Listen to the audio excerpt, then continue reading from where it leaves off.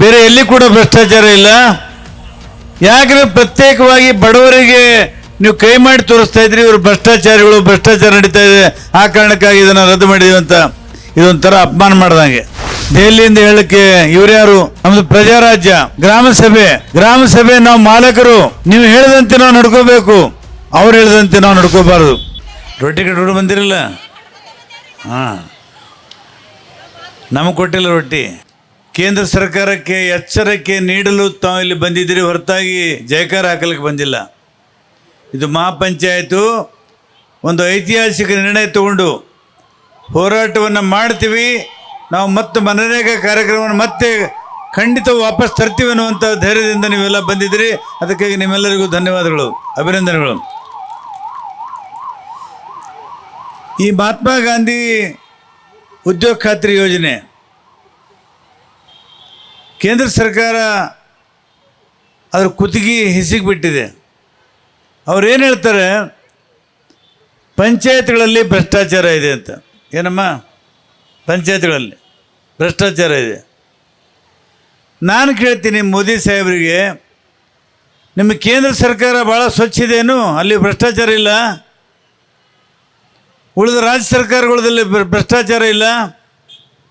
ಬೇರೆ ಎಲ್ಲಿ ಕೂಡ ಭ್ರಷ್ಟಾಚಾರ ಇಲ್ಲ? ಯಾಕಂದರೆ ಪ್ರತ್ಯೇಕವಾಗಿ ಬಡವರಿಗೆ ನೀವು ಕೈ ಮಾಡಿ ತೋರಿಸ್ತಾ ಇದ್ರಿ, ಇವರು ಭ್ರಷ್ಟಾಚಾರಿಗಳು, ಭ್ರಷ್ಟಾಚಾರ ನಡೀತಾ ಇದೆ, ಆ ಕಾರಣಕ್ಕಾಗಿ ಇದನ್ನು ರದ್ದು ಮಾಡಿದೀವಿ ಅಂತ ಇದೊಂಥರ ಅಪಮಾನ ಮಾಡ್ದಂಗೆ. ಅನ್ಯಾಯವನ್ನು ಸಹಿಸ್ಬೋದು, ಅಪಮಾನವನ್ನು ಸಹಿಸಬಾರ್ದು.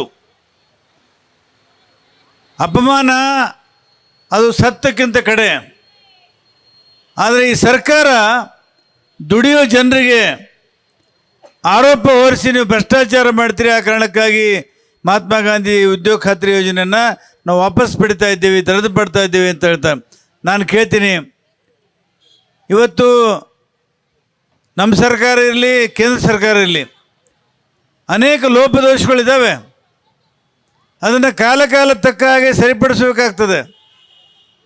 ಆದರೆ ಇವರು ನೆಗಡಿ ಬಂದಿದೆ ಅಂಥೇಳಿ ಮೂಗನ್ನ ಕತ್ತರಿಸಿ ಬಿಸಾಕೋದು ಇದು ಪರಿಹಾರ ಅಲ್ಲ. ಎಷ್ಟು ಕಾನೂನುಗಳನ್ನು ಬದಲಾವಣೆ ಮಾಡಿದ್ದೀವಿ ನಾವು, ತಿದ್ದುಪಡಿಗಳನ್ನು ತಂದಿದ್ದೆವು, ಸುಧಾರಣೆ ತಂದಿದ್ದೀವಿ. ಈ ಮನ್ರೇಗಾಕ್ಕೂ ಕೂಡ ನೀವು ಸುಧಾರಣೆ ತರಬೇಕು ಸಾಧ್ಯತೆ ಇತ್ತು. ರೈತರನ್ನು ಪಾಲುದಾರರನ್ನಾಗಿ ಮಾಡಿ ಈ ಕಾರ್ಯಕ್ರಮವನ್ನು ಯಶಸ್ವಿ ಮಾಡಬೇಕಾಗಿತ್ತು. ಮತ್ತು ಏನು ಗ್ರಾಮ ಸಭೆಯಲ್ಲಿ ನಡೆದಂಥ ನಿರ್ಣಯಗಳು, ಅವ್ರು ಹೇಳ್ತಾರೆ ಗ್ರಾಮ ಸಭೆ ನಿರ್ಣಯ ತೊಗೊಳ್ಬೇಕಾಗಿಲ್ಲ, ನಾವು ದೆಹಲಿಯಿಂದನೇ ಹೇಳ್ತೀವಿ ಯಾವ ಕಾಮಗಾರಿ ಎಲ್ಲಿ ಆಗಬೇಕು. ದೆಹಲಿಯಿಂದ ಹೇಳಕ್ಕೆ ಇವ್ರ್ಯಾರು? ನಮ್ಮದು ಪ್ರಜಾರಾಜ್ಯ, ಗ್ರಾಮ ಸಭೆ ನಾವು ಮಾಲಕರು, ನೀವು ಹೇಳಿದಂತೆ ನಾವು ನಡ್ಕೋಬೇಕು, ಅವ್ರು ಹೇಳಿದಂತೆ ನಾವು ನಡ್ಕೋಬಾರ್ದು. ಅದಕ್ಕೆ ನೀವೆಲ್ಲ ಅಷ್ಟು ದೂರದಿಂದ ಈ ಪ್ರತಿಭಟನೆ ಮಾಡ್ಲಿಕ್ಕೆ ಬಂದಿದ್ರಲ್ಲ, ಇದು ಇವತ್ತೇ ಶುರುವಾಗಿಲ್ಲ, ಇವತ್ತು ಕಹಳೆ ಊದಿದಿರಿ, ಸರ್ಕಾರಕ್ಕೆ ಎಚ್ಚರಿಕೆ ಕೊಟ್ಟಿದ್ದೀರಿ.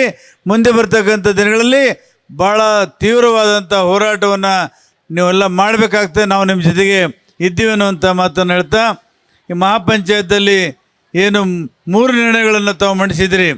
ಕರ್ನಾಟಕದಲ್ಲಿ ನಡೆಯುತ್ತಿರುವ ವಿಶೇಷ ಅಧಿವೇಶನದಲ್ಲಿ ನಮ್ಮ ಮಹಾಪಂಚಾಯತ್ ತೆಗೆದುಕೊಂಡಿರುವ ನಿರ್ಣಯವನ್ನು ರಾಷ್ಟ್ರಪತಿಗಳಿಗೆ ಬರೆದಿರುವ ಪತ್ರವನ್ನು ಎಲ್ಲ ಸಂಸದರ ಗಮನಕ್ಕೆ ತರಬೇಕೆಂದು ಕೋರುತ್ತೇವೆ ಅಂತ.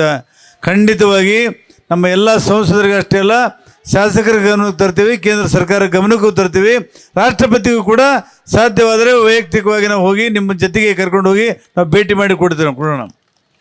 ಅದೇ ಥರ ಅಧಿವೇಶನದಲ್ಲಿ ಬಿ ಗ್ರಾಮ್ಜಿ ಕಾಯ್ದೆಯನ್ನು ತಿರಸ್ಕರಿಸುವ ಮನ್ರೇಗಾ ಯೋಜನೆಯನ್ನು ಮುಂದುವರಿಸುವ ತೀರ್ಮಾನ ಮುಂದುವರಿಸ್ತೀವಿ ಅಂತ ಹೇಳಬೇಕು. ನೀವು ಮುಂದುವರಿಸ್ತೀವಿ, ನಾವು ಇದನ್ನು ಕೈ ಬಿಡಲ್ಲ ಅನ್ನುವಂಥ ದೃಢವಾದ ನಿರ್ಣಯಕ್ಕೆ ನಾನು ಕೂಡ ಬೆಂಬಲ ಕೊಡ್ತಾ ಇದ್ದೀನಿ.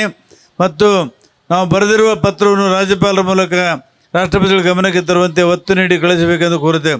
ಇದು ಕೂಡ ನಿಮ್ಮ ಮುಖಂಡರು ಇಲ್ಲಿ ರಾಜ್ಯಪಾಲರಿಗೆ ಕೊಟ್ಟು ರಾಷ್ಟ್ರಪತಿಗಳಿಗೆ ಮುಟ್ಟಿಸುವಂಥ ಜವಾಬ್ದಾರಿಯನ್ನು ಅವರು ಮಾಡ್ತಾರೆ ಅಂತ ನನಗೆ ಭರವಸೆ ಇದೆ. ಈ ಹೋರಾಟಕ್ಕೆ ಜಯವಾಗಲಿ. ಖಂಡಿತವಾಗಿ ನಮ್ಮ ಜಯ ಸಿಗ್ತದೆ. ಜಯ ಸಿಗುವವರೆಗೂ ನಾವು ಹೋರಾಟವನ್ನು ಮಾಡೋಣ. ನಿಮ್ಮ ಜೊತೆಗೆ ನಾವು ಇದ್ದೀವಿ ಅನ್ನೋಂಥ ಮಾತನ್ನು ಹೇಳ್ತೇನೆ. ಧನ್ಯವಾದಗಳು.